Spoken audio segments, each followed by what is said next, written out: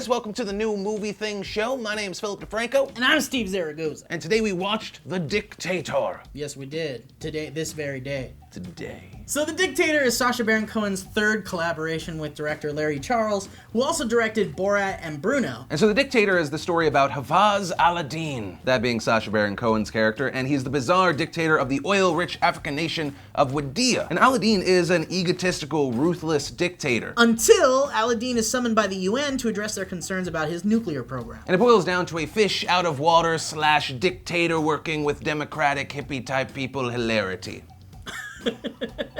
And so the quickie review, if you're running to the theater right now and you gotta get off the computer, mine is, I really wanted to like this movie more than I did. Mine is get all of your friends together that you like to laugh with and see it with them. I mean, you do have Sacha Baron Cohen, who is fantastic in Borat, was pretty good in Bruno. I didn't like it as much. I did even like some of his Ali G stuff, but this movie didn't resonate with me. It's funny because I agree with you on all of that, except I think I enjoyed it more than you did. And Anna Faris is actually kind of the love interest female in the film, the female lead. She definitely let Sacha Baron Cohen take the reins and took the second seat, and like she was really strong in the film, I thought. And then of course Ben Kingsley, who's in every movie. Yeah. Ever. Yeah. He's just one of those guys, like when you see his name in the credits, you never know if the movie's gonna be good because he takes everything. He's like, Blade 6, yes. Blade 7, no, it's been done. Yeah. So I really liked the movie, actually. I just kind of felt like they now that this was just kind of like a narrative, it's not them on the street making fun of people without them knowing. It feels like they really kind of went into the airplane Naked Gun area where it's not too slapsticky, but it's still kind of like cartoony. I don't know, that's my bread and butter. I'm a wacky guy, so I kind of really dug the wackiness and the puppetry and all the weird shit that happens in the movie. I'm one of those guys that I go into a movie, I want to love it because I'm spending $12.50 in California to watch a movie, unless it's 3D, in which case I think it's $87 these days. Wait, you didn't see this in 3D? I saw it in 3D. You were like, penis right there. Yeah, exactly. But Sacha Baron Cohen, he is funny, but I think so many jokes got beaten into the ground. And yeah, maybe you do need to go to the movie with your friends or really, really high to appreciate a lot of the humor. But it's like, hey, guess what's funny? Rape joke. And I was like, yeah, kind of funny rape joke. I don't usually laugh at rape jokes. Here's another rape joke and another rape joke and another one. I think he was testing the rape joke waters at first,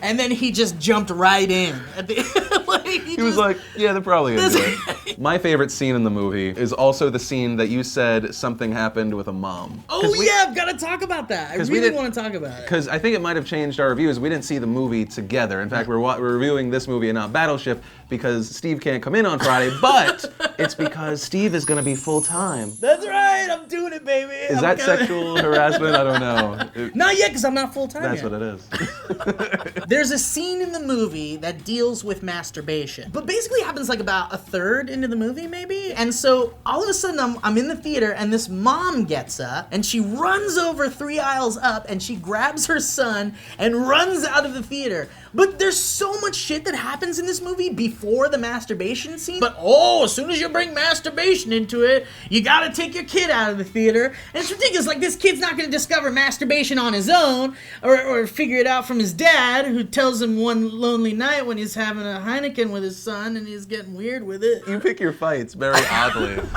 The only moment I really thought, wow, I kind of like this movie and could justify seeing it even a little bit was that speech at the end where it's like a pure like social commentary on like what's happening here, and it's like super in your face and clever, and I was like, yes! Well, if only the whole movie had been kind of like that, right, it would have been my movie. And without spoiling the speech that you were talking about, I'm a big fan of using your art and using your medium to raise awareness on certain issues. I think they really took this big wacky comedy and then threw in this very serious topic at the end. I thought that was great, but it's not really going to change any minds. No one's going to leave the theater and say like, oh man, he's right, America sucks, you know? But I still think it was it was great that they did that, because then they're showing the intelligence that also goes into making a comedy these days, and then leave people with kind of like a little morsel of truth at the end, which I'm a really big fan of, and I thought was great. And that brings us to the segment we call Love It or Hate It. There goes your heart. Still there. What? This, of course, is the part where we talk about the thing we love most about the movie and hated most about it. You can go first. I absolutely loved Ava Green's boobs. Wait, is that the movie? Damn it. Okay, but for reals, what I really loved about the movie was just Sacha Baron Cohen being Sacha Baron Cohen. And although I do agree with some of the jokes not hitting most of the time, I did think that the jokes were still a higher level of hilarity that we don't see often in cinema today. My hated, I guess, would be that some of the jokes, when they didn't work, they really fell flat. And I don't expect that from Sacha Baron Cohen. Steve Zaragoza is an elitist. How dare you, sir?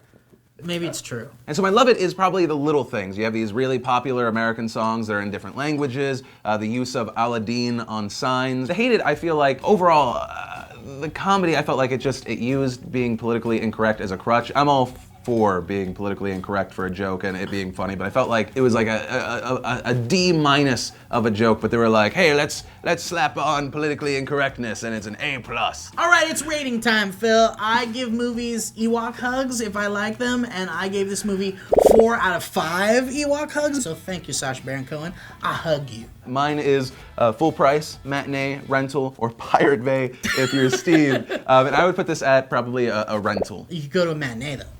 No. But guys, that is really it for this review. Next week, we are going to be watching... Well, that was the new Movie Thing show, guys, and I hope you really enjoyed it. Tomorrow, we're doing a movie club review of Edward Scissorhands. Yes. Why are you laughing at me? But then after that, on Sunday, I think we have bloopers, and then Monday, you're still not on the show. Wait, I don't think I'm in those bloopers, Phil, so let me do a blooper right now. You f***ing I'm saying words over here. You, Dad. You never loved me. You never loved me. Is that a blooper? My whole life is a fucking blooper. You fucking I just farted.